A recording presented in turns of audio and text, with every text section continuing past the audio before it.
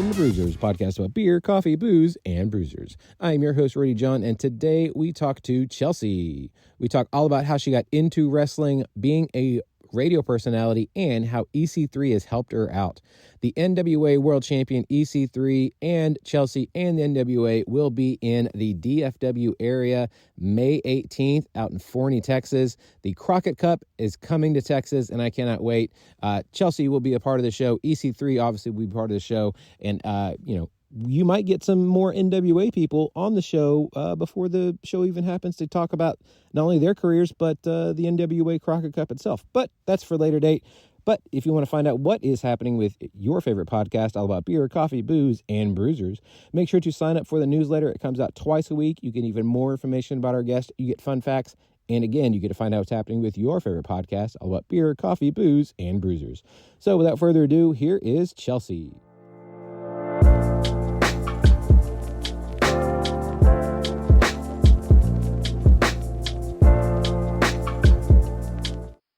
I would like to welcome to the show Chelsea. How are you doing today, ma'am? Hi, I'm good. How are you? Doing well. So for those listening, kind of paint us a word picture. Where are you at? What's going on around you?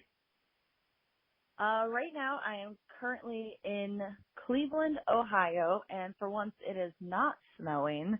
It's actually pretty mild up here today, so no complaints here. Very nice. Yeah, I'm down here in Texas, and it's going to be up in the 70s today. So, of course, North Texas being that way. 2 weeks ago, we had 17-degree weather, and now we're in the 70s. Yeah, rub it in. I was excited because it got up to like 40 degrees today. We're like, ooh, heat wave. Right. Break the shorts out. Well, so let's go all the way back in time now. What is your earliest memory of pro wrestling? It's funny you ask that because when I was younger, I was actually not allowed to watch wrestling. I grew up, I was a kid in the 90s, grew up during the Attitude Era, and it was something that my mom was just like, you are not allowed to watch it. So I would always go over to my aunt's house, and me and my cousin would sneak and watch it together, and we always thought we were doing something big by sneaking and watching wrestling.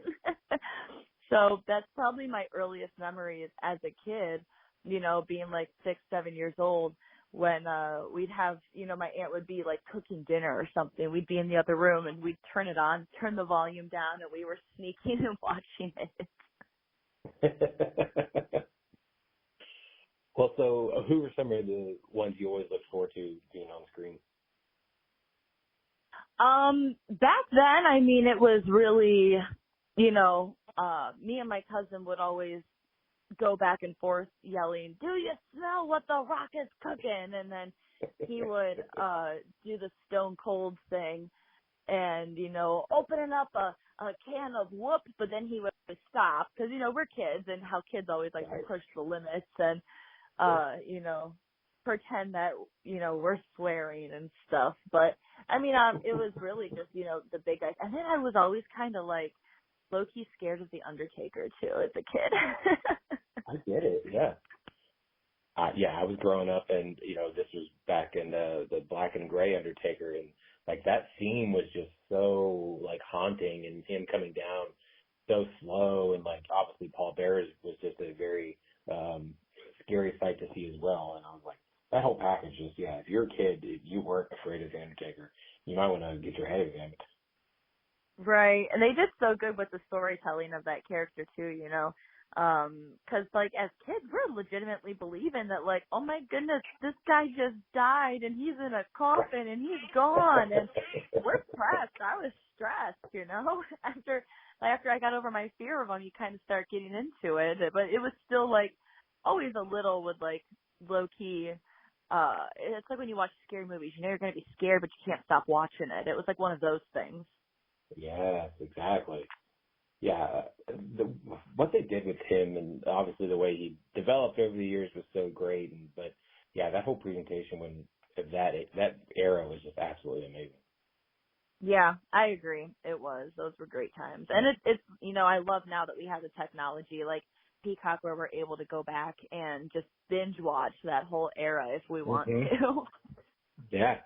Yeah, but I mean, that's the other thing is like when we were growing up, I mean, we'll start making it sound like we're old people now, but when we were growing up, you had to wait like an entire week to even know what was going to happen next time. It's like, okay, so he put the Ultimate Warrior in a casket, locked it, and then they had to like 8 different people had to come out and try to, get him out of there with drills and all kinds of stuff. And like, is he going to be okay? Well, we won't know for an entire week.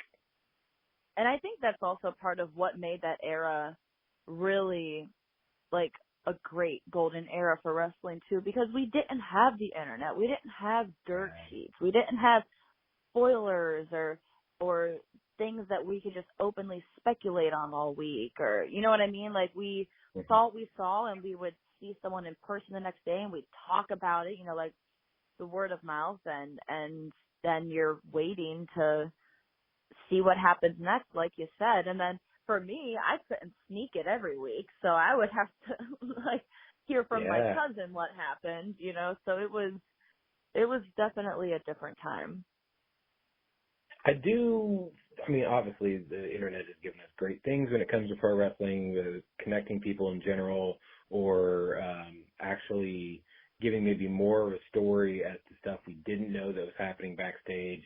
But I mean, there is the aspect of the spoilers that is not good. And then obviously, when we all know now basically when people's contracts are done. And so in our heads, we're like, oh, well, we already know they're going to lose. It doesn't really matter.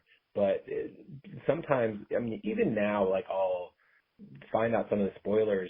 And to me, it's not really spoilers because it's, I know how it's going to end, but how did we get to that ending? It's always to me been that story of, okay, well, I know they're going to have this match, and I may know that they're going to win, but how did they get there? Like, was it, just a small package? Was it a clean win? Was it not clean win? Like, how did we get to the conclusion?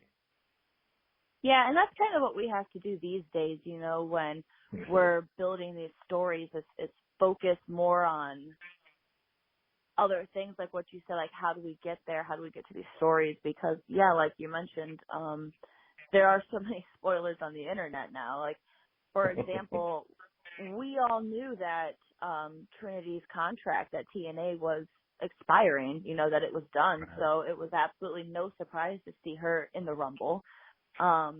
Things like that, whereas 20 years ago, we wouldn't have known that the contract was expiring, and then boom, all of a sudden, she would show up, and it's just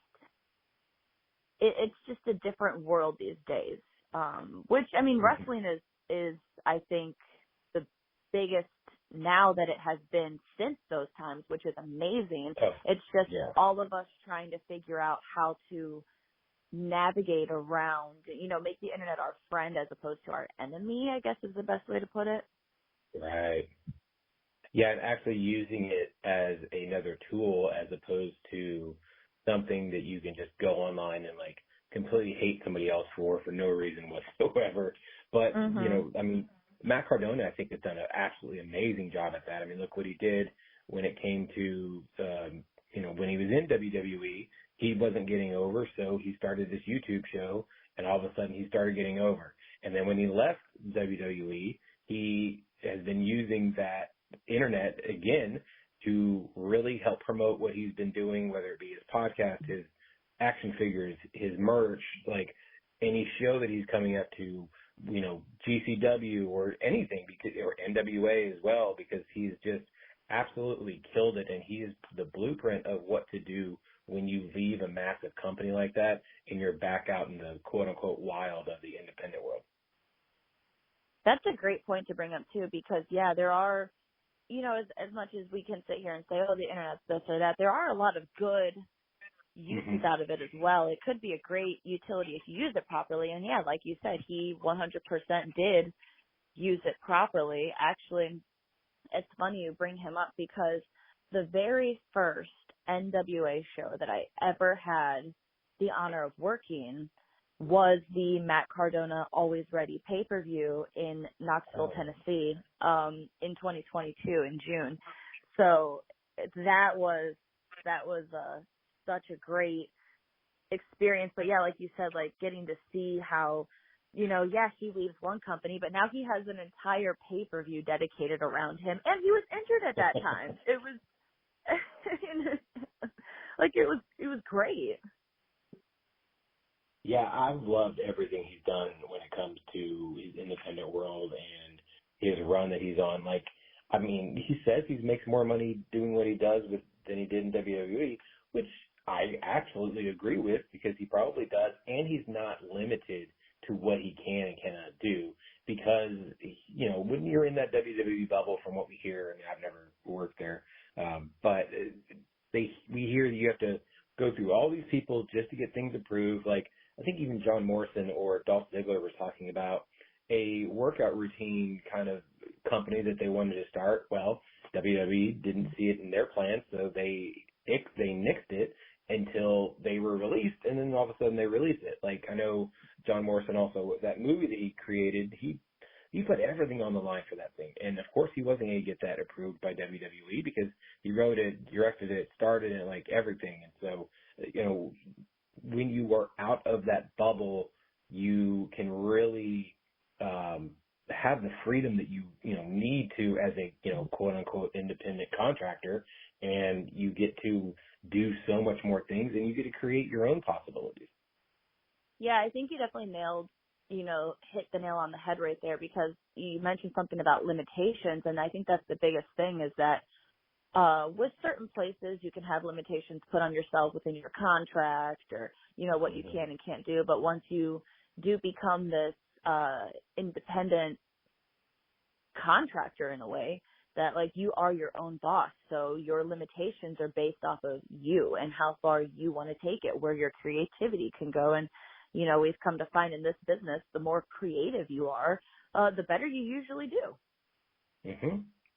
Oh, big time. I mean, we'll go back into the bubble. Look what Seth Rollins has been doing over the past 2 years, being that Joker kind of character where you never really know what he's going to wear because it's so off the wall. And, who would have thought that, singing along to his song would have really gotten over as much as it did. And like, that was just so organic as well. And so we'll go out of that bubble and go to another one. Chris Jericho, like, that man has reinvented himself over and over and over and over again.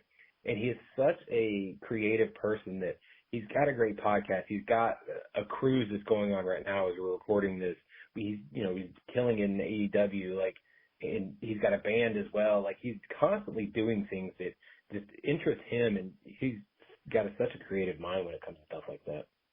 Mhm. Yeah, I had to laugh to myself when you were bringing up the outfits, because that is like a perfect example. I remember I was sitting there watching Monday Night Raw one night with one of my friends, and he comes out and someone made a comment about Seth Rollins. Like, look at this guy. What is he wearing? He's just wearing the most. And I was like, it's genius.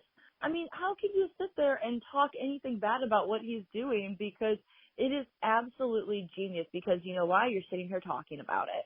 And I remember when he wore those big red boots that looked like the boots that the monkey from Dora the Explorer wears, and it was the funniest thing ever. But he went viral for that, just for the smallest thing of just wearing boots, So it's like, people can knock it all they want, but honestly, it's genius. Like, it's that creativity that sets you aside from everybody else. Right. And like you said, it's about people talking about you. Of course, like, it's super outlandish. You're not going to see him walk around the streets of Iowa wearing that stuff, but he's wearing it in the ring and people are talking about him because of what he's wearing. And yeah, I love it. Yeah, I think those boots, he went viral for them, but I really thought that they had gone viral first, and then he wore them like literally that Monday. And I was like, man, that turnaround was fast. Like, good for him. Yeah, that's exactly, because I forget who makes them, but they did come out. Everyone was like, "Oh, these are ridiculous," and then he shows up wearing them, and I'm like, "This is